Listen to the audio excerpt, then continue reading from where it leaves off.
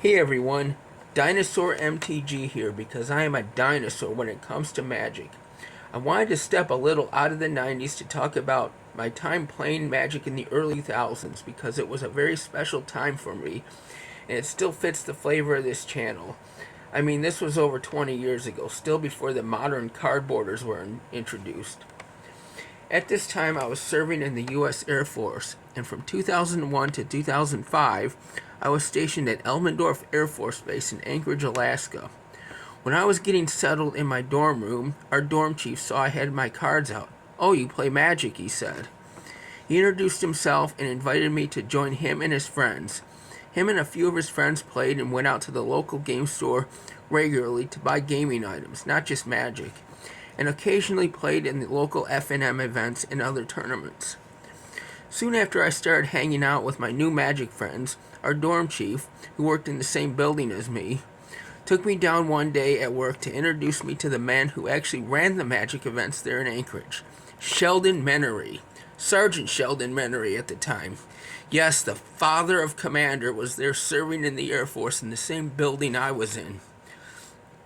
Sheldon was super nice and told me all about the local Magic scene there in Anchorage, and from there I was all in. Sheldon, along with David Pfeiffer and his now wife, I think, Ariel, ran all the Magic events in Anchorage. The scene was huge. Other than F&M, Sheldon and his partners ran the bigger events, the pre-releases, Pro Tour qualifiers, and the like. Every Friday night we would take over this coffee shop in the mall, the Diamond Center, called the Perfect Cup. For larger events, the local game store Bosco's, who had a location in the mall, would set up lines of tables right there in front of their store, or would rent out an empty building in the same strip mall as their main location in town. I still remember the Torment pre-release in 2002. We took over that little section in the Diamond Center. There were over 200 people. Magic was a big deal up there in Alaska. Probably mostly because of Sheldon, but in the middle of those log winters, it was a good game to play. I placed 15th and won 8 packs of Torment, and Sheldon himself presented me with my prizes. Speaking of getting things from Sheldon, he was also the person from whom I got my first piece of Power 9 from. He had a very heavily played Ancestral Recall. It was so worn some of the text was worn off. He offered it for $200. And I remember writing him a check. Yeah, remember checks? He just goes, "Really? A check? You don't have the cash with you?"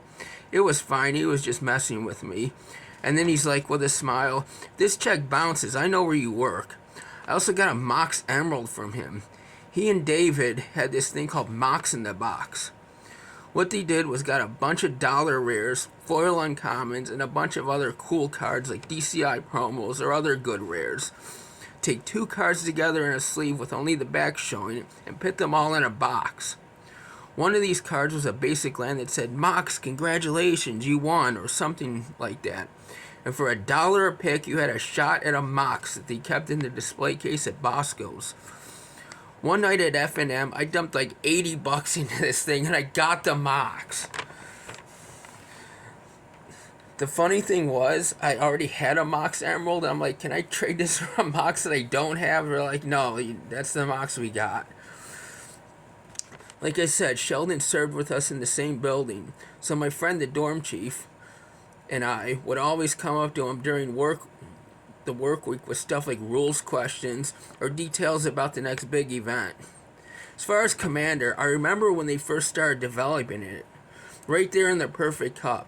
I wish I would have tried to get more involved or sit down with them as they played through their prototype decks and hammered out mechanics. But I was too focused on Standard and surviving that week to week.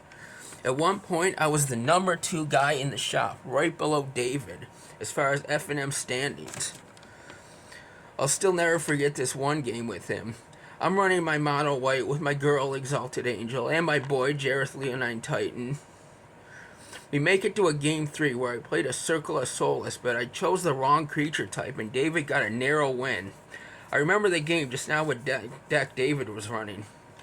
So yeah, I just wanted to look back on that and tell you all about my claim to fame. I shared gaming space with none other than Sheldon Menery, the father of Commander and one of the legends of Magic, and one of the coolest people I've ever met.